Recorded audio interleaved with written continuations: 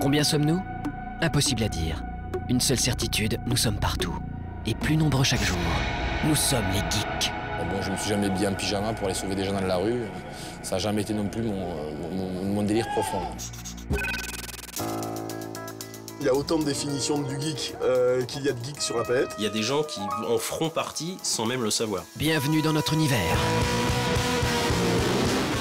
Voilà, donc ce My Geek, ça n'a pas beaucoup de sens. Quand on essaie d'expliquer, on dit ça veut dire à la fois accepter les geeks et si vous les acceptez pas, ils vous faire enculer. Oui, alors ça c'est sorti récemment parce qu'à la base c'était pas du tout ça. Non mais l'idée c'est oui, c'est de travail, on a un peu improvisé ça pour dire, pour répondre à la question pourquoi ce My Geek. Après c'est parce que oui, on voulait un titre un peu fun et un jeu de mots avec geek. Et c'était pas évident, donc c'est devenu Suck My Geek. Et au début on s'était dit que ce serait le titre de la bande-annonce et qu'on ne garderait pas forcément. Et surtout on se disait qu'une chaîne ne voudrait pas garder ce titre-là pour le développement final, et puis finalement, comme la bande-annonce a cartonné avec ce titre-là, on a gardé Suck My Geek. Mais c'est un des trucs sur lesquels on a le plus de réactions négatives, surtout de la part des geeks, qui disent mais pourquoi ce titre-là, c'est vulgaire. Ouais. D'ailleurs, même on a hésité à changer, d'ailleurs, encore pas très longtemps. Ouais, à un moment, on pensait encore le changer, ouais. Donc le geek français est poli. Et puis, le geek français, de toute façon, dès que ça touche, le geek en général, dès que ça touche au sexe, dès que c'est un peu vulgaire, déjà ça le dérange. Ouais, et puis il est susceptible surtout. Et puis il est susceptible, et puis il se méfie beaucoup du point de vue qu'on peut avoir. Ouais, il voit un titre comme ça, tout de suite ils se sont dit putain ça se fout de la gueule des geeks quoi. Ce qui est un gros classique quand même. Alors nous, une fois on s'est engueulé justement avec les mecs de, comment ça s'appelle, de No Life, la chaîne No Life, qui nous disaient mais c'est quoi ce titre et tout, Sébastien, le patron de No Life, il était pas du tout convaincu par ce titre. Il nous trouvait que c'était très dévalorisant. Alors, on nous l'a dit, mais c'est pas dévalorisant de se faire sucer, surtout pour un geek.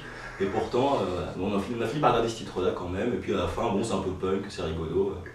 On a tendance à l'oublier un peu, mais des magazines comme Télérama, une femme politique comme Ségolène Royal ont amplement, largement contribué à retarder de presque 10 ans l'arrivée de la Japanimation en France. Un magazine comme lui avait superposé Goldorak avec Adolf Hitler, véridique. Puis c'est des mecs engagés quoi. C'est qu'aussi être geek, c'est une vision, ouais, c'est engagé pour eux, c'est viscéral leur passion. C'est un truc, c'est aussi pour ça que nous on n'est pas forcément des geeks, parce que nous on n'a pas cette passion. On n'a pas envie de se battre jusqu'à la mort pour ce qu'on aime, quoi. Eux aussi.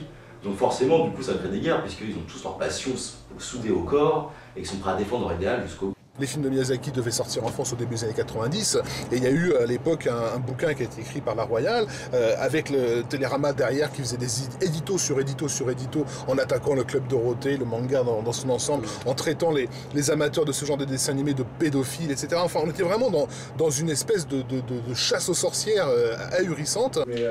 Moi je dirais que l'esprit geek, la sensibilité geek, c'est plus une sensibilité de gauche dans le côté ouverture d'esprit, dans le côté volonté de partage, quoi. Le partage, à la base c'est plus un truc de gauche, quoi. C'est un vrai truc des geeks, quoi, de vouloir partager, quand tu ressens une émotion forte avec un film, avec un bouquin, de vouloir partager à quelqu'un d'autre.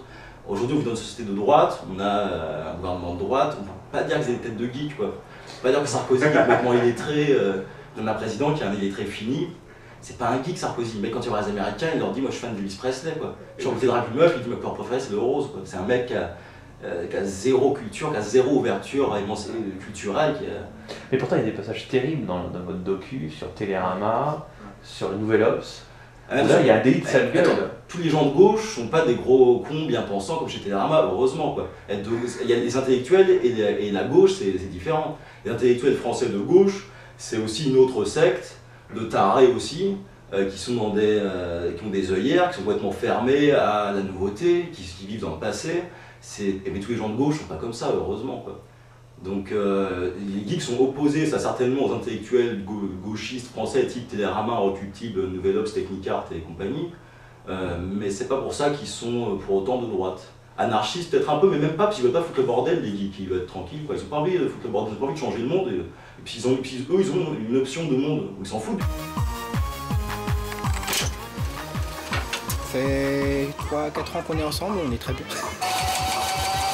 Porno et geek, il y a un lien. Le porno, ça nous concerne tous. Mais avec le titre déjà. Oui.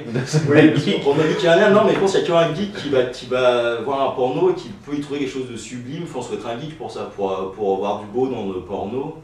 Et pour y trouver un intérêt, pour avoir une analyse critique sur le porno, ouais, faut être un peu un geek. Ouais. Après, porno et geek, je pense que comme les geeks en général, alors faut pas faire de clichés, hein, mais c'est pas les plus gros serial fuckers du monde en général, le porno peut prendre une place importante dans leur vie. Mais après, c'est pas propre aux geeks. Hein. Ouais, non, Je pense qu'aujourd'hui, le porno, bon, on est tous. Hein. Non, mais ce qui est marrant, parce qu'en même temps, le porno, l'âge d'or, 70, 80, et aujourd'hui, on va dire que le porno est pratiquement mort en termes de culture. Donc c'est avant le geek. C'est avant le geek, je sais pas, le lien entre porno et geek, moi j'ai pas trop réfléchi. Si, World of Warcraft. Ouais, c'est la passerelle, il y a du porno pour. Alors, il y a le. Je sais pas si c'est du porno pour les geeks, mais effectivement, il y a. Ah, mais ça doit les exciter, parce que c'est. Second Life, même le Second Life, le sexe dans Second Life. Ah, alors le sexe virtuel, ça par contre, le sexe virtuel, ça c'est un vrai idéal de geek. Les mecs des années 60, les nerds, je pense que leur rêve, quand ils ont commencé à se dire, ouais, on va essayer de communiquer par internet, c'était pas pour s'échanger que des fichiers, s'ils se disaient, un jour il y aura peut-être moyen de niquer des meufs par internet à distance sans qu'elles voient nos gueules boutonneuses et nos lunettes, quoi. Donc ça, par contre, le sexe virtuel, mais même toute la communication virtuelle de MSN, etc., c'est vraiment l'idéal geek, ça. Le fait de pouvoir parler à travers un avatar, enfin même le système de l'avatar en général, c'est vraiment l'idéal geek, pouvoir se dématérialiser, se décarnaliser et communiquer à travers une vision, une représentation idéale de soi-même à travers les ordinateurs, ouais, ça c'est l'idéal des geeks. Même ma fille de 3 ans, elle se fout de ma gueule.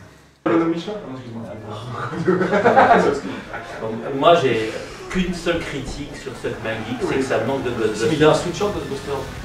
Non, mais attends, il y a un plan. Au Comic-Con, il y a les mecs de Ghostbusters, des citations de Ghostbusters, c'est quand même pas facile. Quelle est la deuxième? On voit un geek porte un sweatshirt de Ghostbusters, on voit tout le mec avec des t-shirts. C'est vrai, mais pas ça manque de. On va le refaire, sûr. Ça va, non, c'est bon.